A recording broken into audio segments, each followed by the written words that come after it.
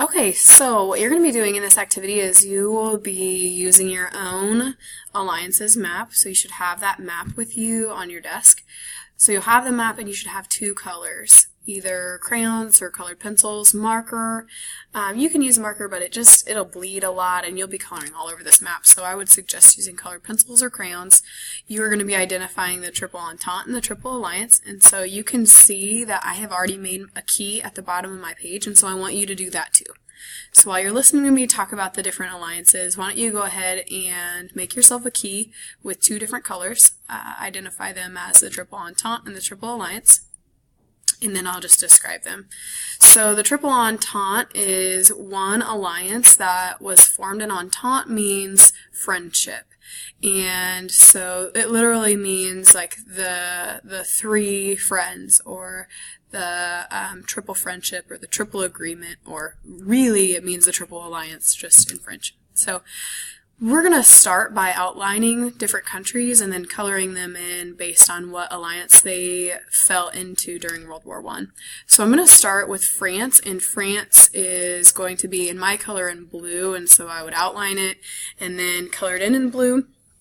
And then also you might want to think about, while you're coloring, if you color over the label of the country and you're unable to see it, then why don't you go ahead and draw an arrow and then label the country out to the side so that you know what country is in what alliance. So the French here in blue, they're part of the Triple Entente.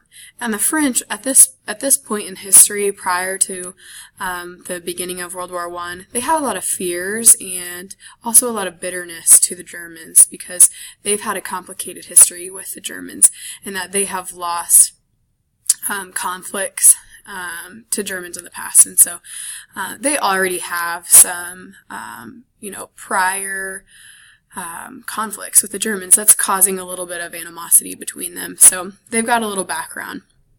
So let's go ahead and put Germany in here. Now on mine, my Germany here, it kind of went down into Switzerland. So I'll go back and show you. Switzerland's here, and mine just kind of, as I was making this little, blue and red shapes on my, paint here, it just kind of went down into this country. So why don't you, whenever you're making Germany, try to steer clear of Switzerland, because that's actually going to remain neutral. So just make your country kind of end right here. So the Germans are going to be a part of the Triple Alliance, and you can notice here Germany is very, very large. If you look at a map of Germany today, it's much smaller, and it's roughly at this size. And so it's lost a lot of land in World War I and World War II, and losing in those conflicts, they've lost land. And so you can see how large it is here. It's not going to be that large in the future. So here's Germany, and Germany is creating a really strong military at this point, and they're very powerful. And this is part of the background of World War I. There's countries like Great Britain and France who are looking at the Germans, and they're kind of wondering, why do they need this strong military? And it's just creating a lot of fear, this militarism is. And so the French join up with the Russians and the British to create the Triple Entente. And so these are the three main countries. And for this class, when I ask who is a part of the Triple Entente, you'll need to name Great Britain, France, and Russia. And the Germans, this is one of the Germans' biggest fear, to have enemies on all sides. And so Germany here is building up this strong military, imperializing, and growing its nation, while in the background, all of these surrounding countries are creating an alliance without them. And so this is kind of a fear of, what's the need to join these alliances. And so these are all fears that will lead into the tension that's going to create World War I. So Germany, in response, is going to create an alliance with Austro-Hungary. And so Austro-Hungary is a really large landmass here. You can see that it's just here south of Germany. And so why don't you go ahead and outline Austro-Hungary and color that in. Austro-Hungary today is not one country.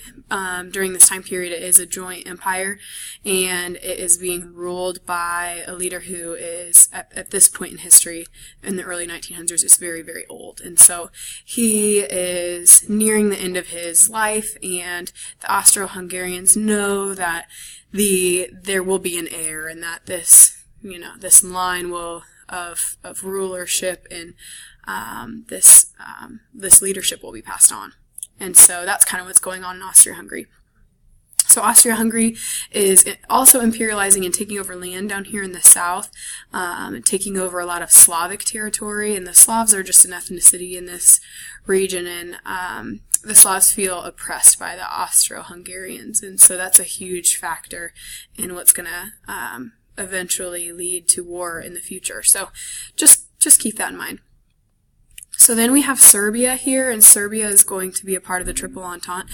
Whenever I ask you to name the 3 major players in the Triple Entente, you don't need to name Serbia. You'll just need to say Great Britain, France, and Russia. But the Serbs rise as a really strong nation down here in what they call the Balkans. And so this is a Slavic nation, and these Slavs are looking to their Slav neighbors over here and are realizing that they're being mistreated by the Austro-Hungarians, and that's going to come into play later. The Russians also have a lot of Slavic members and citizens, and so Russia also pledges to step in if Austria-Hungary continues to mistreat the Slavic people in their land. So then I want you to put a star here. This is Sarajevo, and it is actually hidden by my little video image here at the corner of the screen. And so Sarajevo is spelled S-A-R-A-J-E-V-O, and Sarajevo is in this new territory of Austria-Hungary that Austria-Hungary took over, and is a region where a lot of Slavic people live. And this is also going to be the place where the Slavic terrorist is going to come and travel from Serbia. He's a Serbian. He's going to travel to Austria-Hungary, to that city, Sarajevo, because the heir to the throne, the man who's going to take over the throne in Austria-Hungary, is there, and he's visiting. His name is Franz Ferdinand, and he's the Archduke. And so this Serbian nationalist terrorist who's a Slav is going to go there to attempt to assassinate him because of what this country is doing to the Slavs. So that's in the future. So then this is also a little covered by my picture. So it's in your corner of your map, and it's just that little corner region, and you need to color this red, or in your color, whatever represents the Triple Alliance, and this is the Ottoman Empire.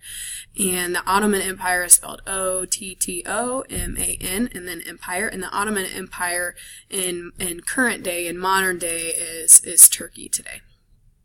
And so after these conflicts, it's going to arise as modern-day Turkey. So the Ottoman Empire is the 3rd major player in the Triple Alliance. And so when I ask you who are the 3 members of the Triple Alliance, I'll be asking for Germany, Austria-Hungary, and the Ottoman Empire. So then here are some other countries. Now this is considered a world war, and so these 3 powers will be fighting the other 3 powers. But it's called a world war because there are many nations who step in and support each side. A lot of it has to do with imperialism and other factors, but it's a world war because not just these 3 countries are fighting these other 3 countries, but because many, many countries come in to support. So then we have Bulgaria here to come in to support the Triple Alliance.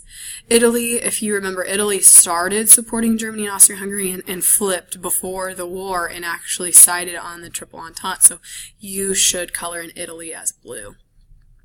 And so now you can see Germany and Austria-Hungary are almost completely encircled on all sides. And now let's put in Romania here, and you can see that the Triple Entente actually covers almost every side and has encircled all of the Triple Alliance.